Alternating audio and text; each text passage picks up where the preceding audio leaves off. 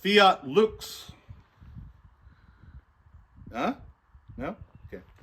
Guys, welcome back to the channel. I would say sun's out, guns out. The sun is not quite properly out. I mean, it's out, but it's not up. We're filming very early this morning on the range, and before proper sunrise, there's quite a lot of light already, but the sun is not quite over the horizon yet. I actually filmed the end of this video before the beginning because I wanted to come out here and shoot at first light as soon as there was that first light in the sky, and it was legal and reasonably safe and prudent to shoot on the range because I wanted to try this weapon mounted light.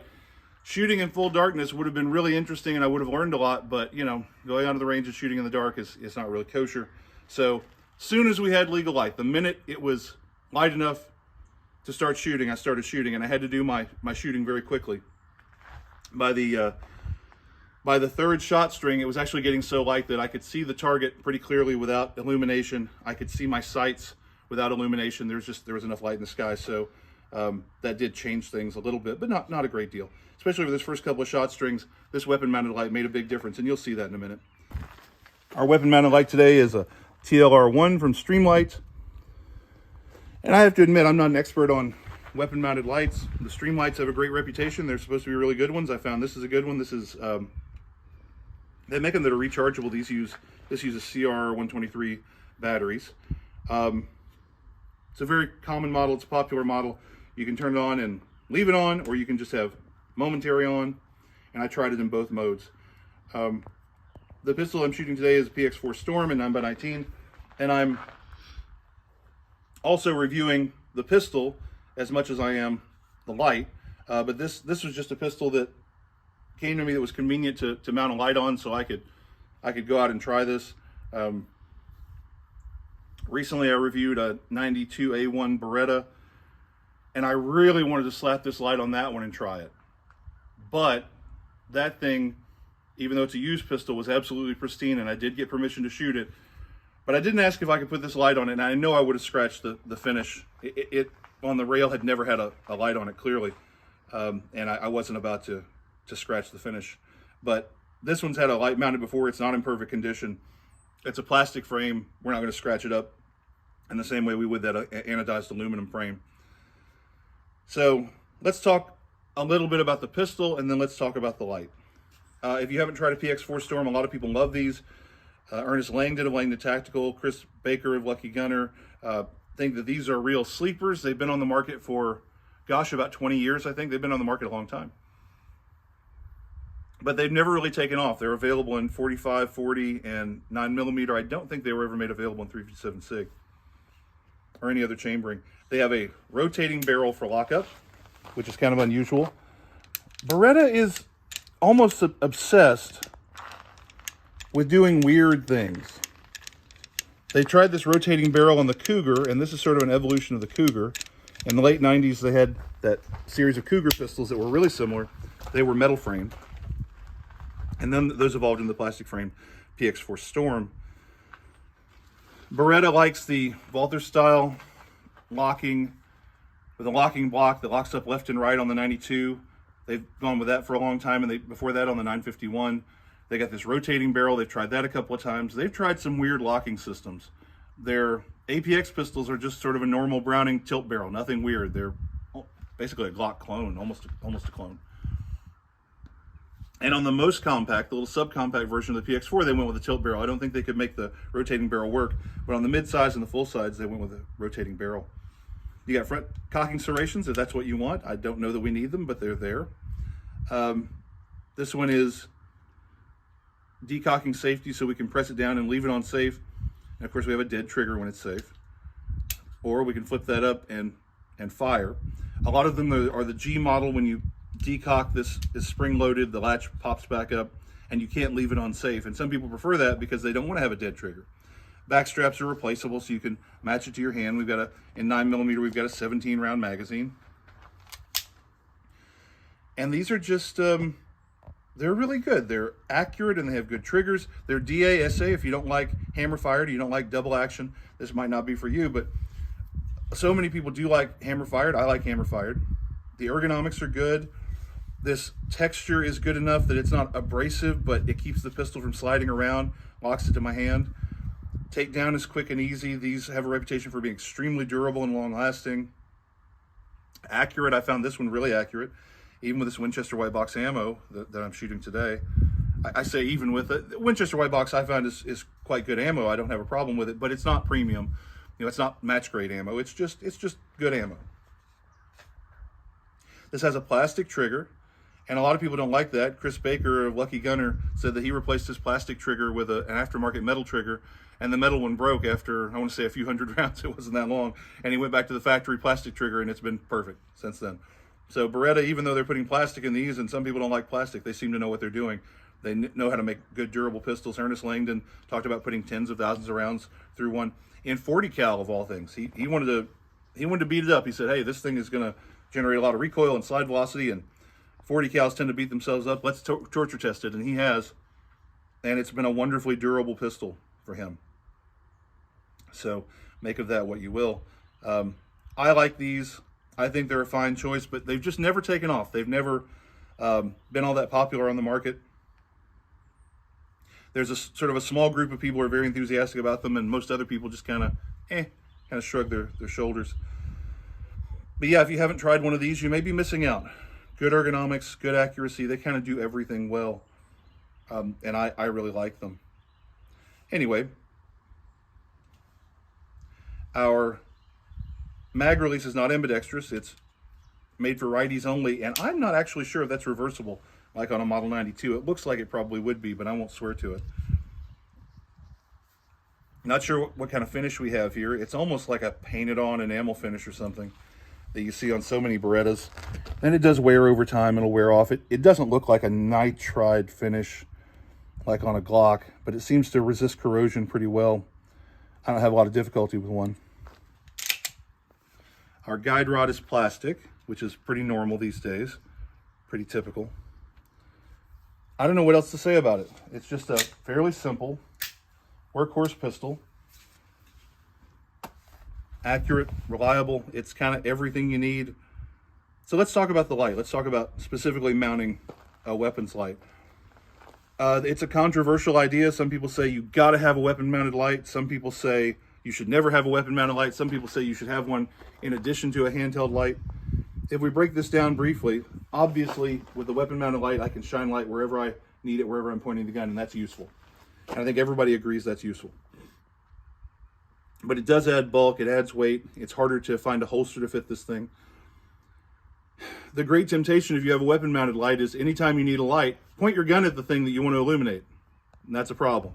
Now obviously I could point this light at the ground and I could just illuminate the ground and get enough reflection to illuminate things nearby, and that could work. But I think the better solution is if you need to illuminate something without pointing your gun at it, you should have a separate handheld light to illuminate that. And well, then that brings up the question, if you've got a separate handheld light, why can't you just use that instead of the weapon mounted light? And that's a solution for a lot of people. A lot of people find that having both is a good option, and I'm not going to tell you what's right for you. I'll tell you that when I carry, I don't believe I've ever carried a gun with a weapon mounted light. It's not that I don't like them. Mostly it's the bulk. It's harder to conceal this pistol. It's harder to carry. But I cannot deny that it's really, really useful for this kind of shooting that we did today. I've already done my shooting with this pistol, and I shot on a previous range trip. I brought this one out and I shot it in full daylight. So I'll put in that footage later, and you can see me shooting and see the results. But what can I say? The weapon mounted light works. It does what it's intended to do. I got no complaints, and you can just watch the footage and make up your own mind. Guys, I don't know what else to say about the Streamlight or the PX4. It's a fine pistol. It might be the sort of thing that works for you, and you can get it in 9 or 40 or 45, depending on what you like. You can get it in 3 different sizes. It comes in different frame colors. Lots of options out there if this is the sort of thing for you. Enjoy the shooting.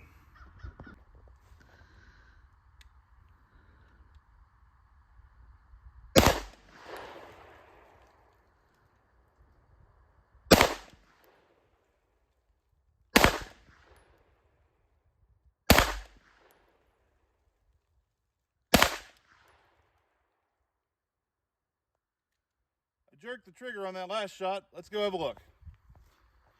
Even though I jerked the trigger, and it looks like that lowest one is probably the last shot, that's still a decent group from 15 yards. Let's try a few more.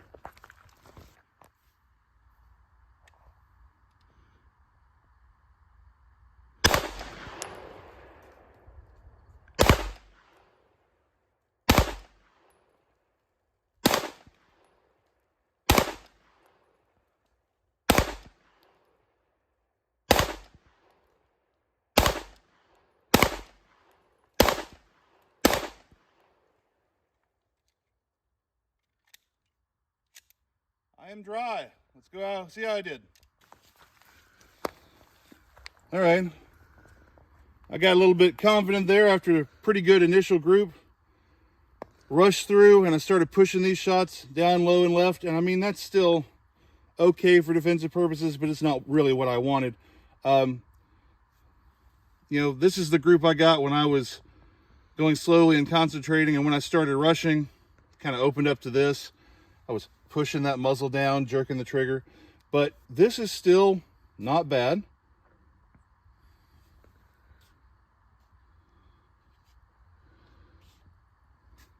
Yeah, I think that's 16 rounds anyway. Not bad results. All right, I've moved in just a little. I'm now maybe 12 or 13 yards from the target. I'm going to illuminate it briefly, fire, and then turn off the light. I'm going to repeat that drill as if I were engaging a threat in the dark, only illuminating it briefly, not keeping my light on all the time, and shutting it off.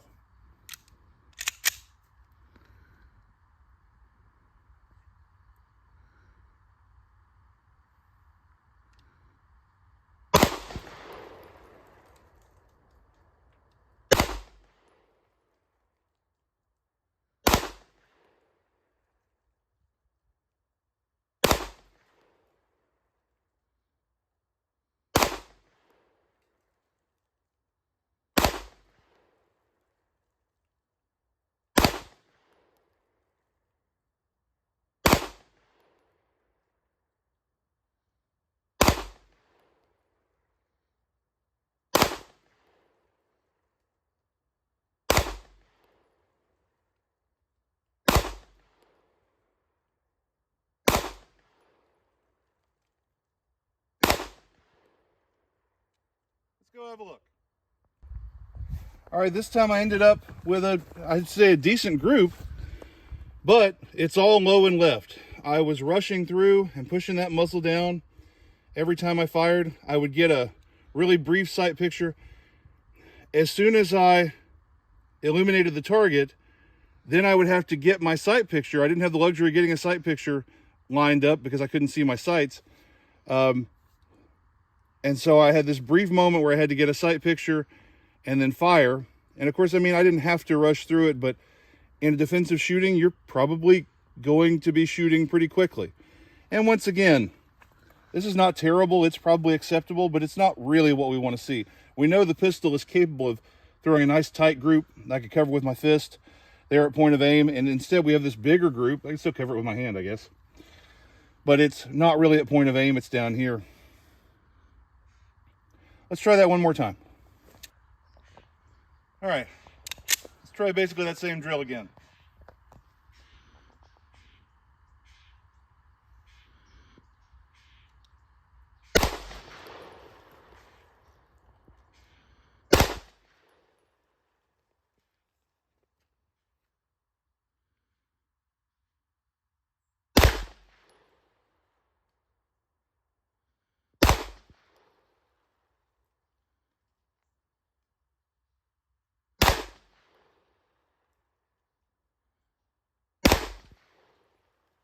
Jerk the trigger on that one.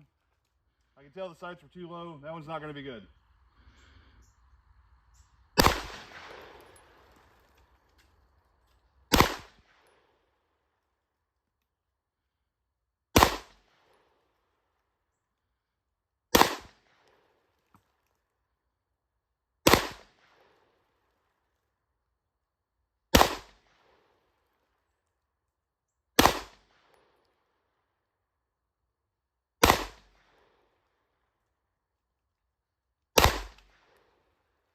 Let's go see how we did. Pretty sure that's the one that I called. It was going to be low. But most of this is nicely centered. It's a better group. We're finally getting enough light here on the range. You know, we tried to do this right at first light when the illumination will make a big difference, and now we're getting enough light that I can see the target and I can see my sights a little, even without the flashlight illuminating. So I'm cheating a little when I bring the gun up. I can't get a really good sight picture, but I can kind of tell where my sights are even before I turn the light on. So that's improving my shooting. But I just illuminated the target briefly, fired quickly. Instead of having a group down here, it's up here. Why? Because I quit aiming here and I started aiming in this general region. So I'm cheating. This is not the way that we would want to achieve hits, because I'm not actually shooting to point of aim. I'm still pushing my shots down, and we know this pistol is capable of shooting a point of aim. So I'm cheating it. Now I'm getting good results by cheating, but what I really need to do is work on this drill a lot more until this moves to here. But for now, I will take that. It's a totally decent group. Can cover that pretty easily with one hand. It's all in the A zone except for my one that I pushed out here. And, you know, it was quick shooting. This is more than adequate. Gosh, that's probably 13 yards. More than adequate for defensive shooting. Most shooting, particularly in the dark, would probably be closer than this. And I guess if your opponent were further away, you probably would have the luxury of taking more time to aim. If somebody's right on top of you, you might have to shoot very quickly, but in this case, I think that's more than adequate. That's just fine. I still want to work on it some more until I can move this up here to point of aim more consistently. All right, we've got the Beretta PX4 9mm with a Streamlight attached to it, and we're just going to try this out. Not using the Streamlight, obviously.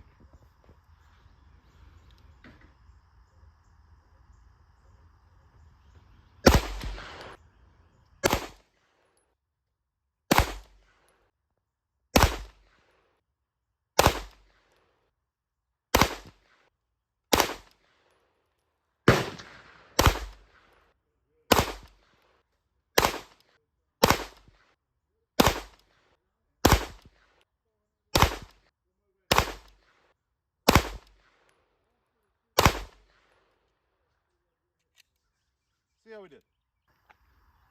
All right, Beretta PX4 Storm. This one is double action, single action. Got a decocking safety. Pretty much shot the center out of the target here.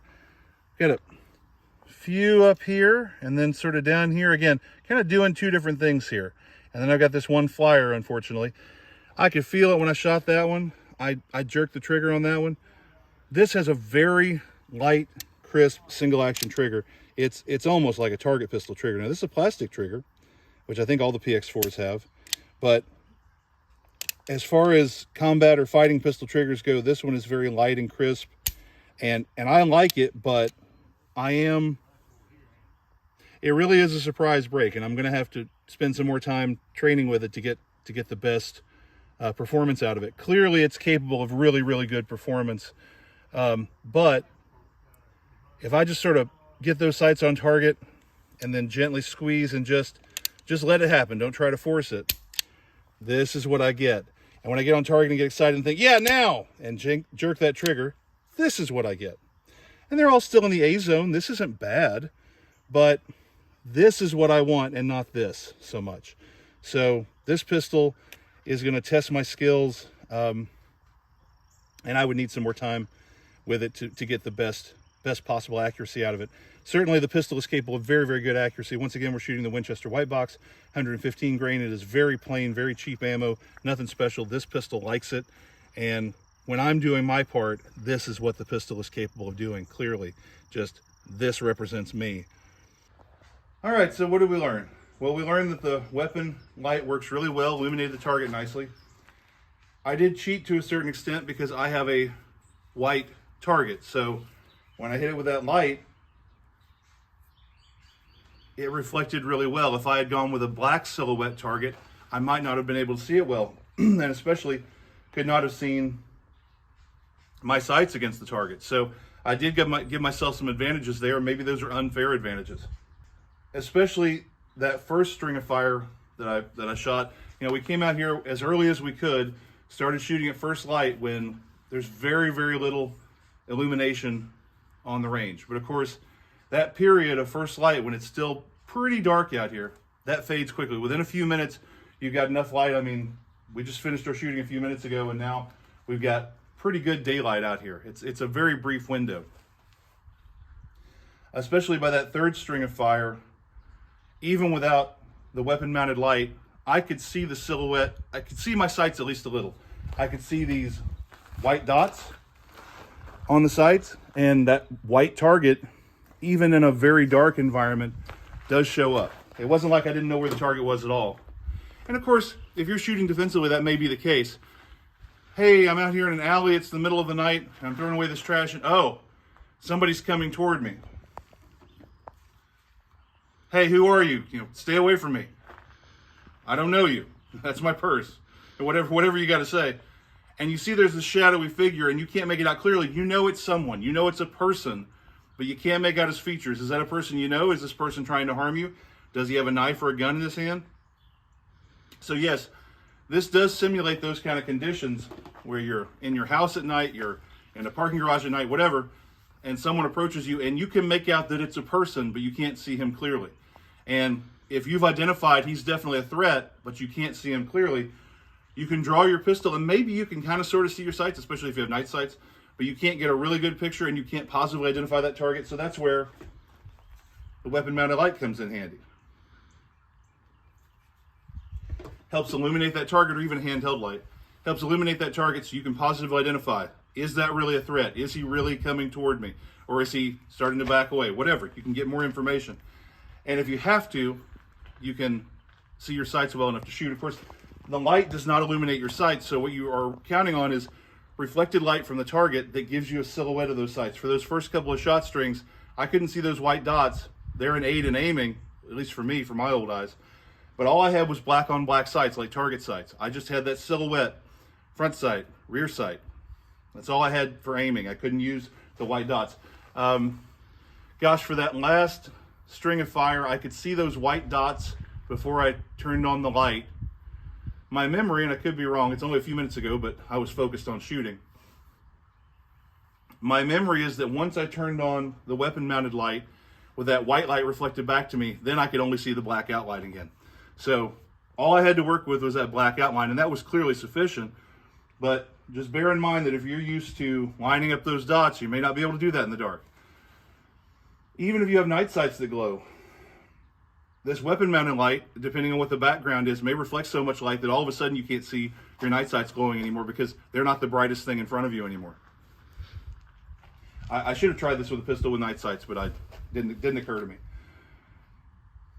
In any event, it was very interesting. We've established, I've never shot with a weapon-mounted light before, and in this kind of illumination, there are not many places where you can go shoot in the dark safely. I mean, it wasn't completely dark, but we're here on a public range, and as soon as we had first light, legal light for shooting, that was when we could start shooting. I started shooting as early as I could.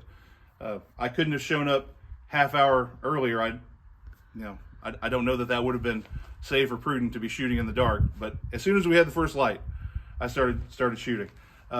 Practically speaking, there aren't a lot of places where you can just shoot in full darkness.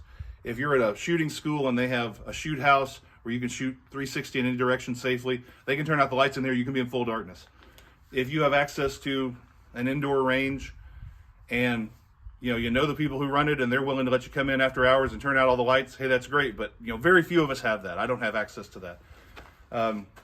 Ian McCullum does, or has at least once done the, what did they call it, Midnight Brutality or something, where they went out and shot in the dark. And I really wanted to go shoot that, but it was very expensive, in part because they had to get this range facility and they had to get, I'm sure, insurance, and they had to get lots of people around with night vision watching to make sure it was safe, because in the dark, you can't see who's there and who's wandering in front of your gun or whatever. You have to have lots of people around to ensure it's safe, and it's just very expensive to do that.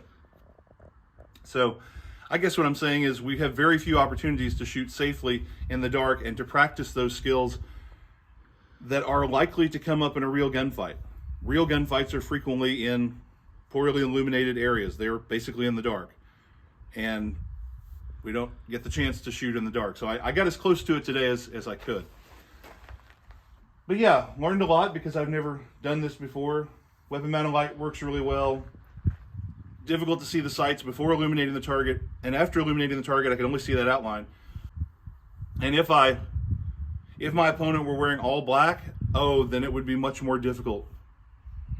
I guess the lesson is, if you're going to attack somebody in the dark, wear all black, because it's going to be harder for him to see his sights and shoot you. I don't know, maybe I shouldn't be giving tips for committing crimes in the dark. We'll edit that out later.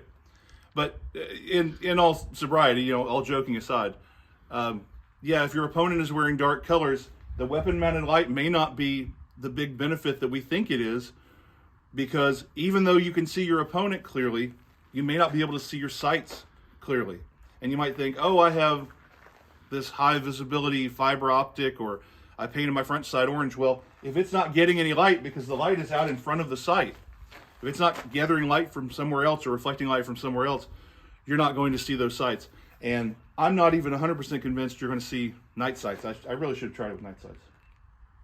Maybe we'll come out again and try this another time, first thing in the morning, if I can stomach it. I guess what I'm saying is I learned a lot. I hope you did too. It is possible. The weapon mounted light really does help.